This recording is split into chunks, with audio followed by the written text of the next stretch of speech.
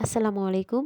আজকে আমরা জানব কিছু সবজির নাম যেগুলোতে ক্যালোরি খুবই কম থাকে। অর্থাৎ এই সবজিগুলোর ১০০ গ্রাম পরিমাণে ৪০-এরও কম ক্যালোরি থাকে। আসুন জেনে নিই সেই সবজিগুলো কি কি। টমেটো, শসা, বিটরুট, গাজর, বাঁধাকপি, ফুলকপি, ব্রকলি, বিভিন্ন ধরনের বিচি, ভুট্টা, মিষ্টি কুমড়া, করল্লা, লাউ।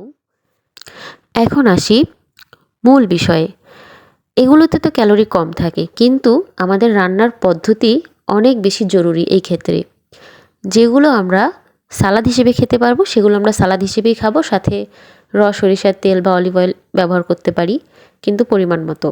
আর যেগুলো আমাদের সালাদ হিসেবে খাওয়া সম্ভব না সেগুলো আমাদের রান্না করেই খেতে হবে, কিন্তু আমরা চেষ্টা করব কম হিটে অল্প তেল দিয়ে রান্না করতে।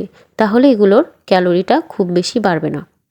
এভাবে যদি আমরা খাই তাহলে ইনশাল্লাহ আমরা আমাদের কাঙ্ক্ষিত ফলটি পেয়ে যাব। সবাই চেষ্টা করবেন যে এটাই খান না কেন সেটা যেন হেলদি ওয়েতে আমরা খেতে পারি। আনহেলদি ওয়েতে ভালো জিনিস খেলেও সেটা খুব একটা লাভ হবে না।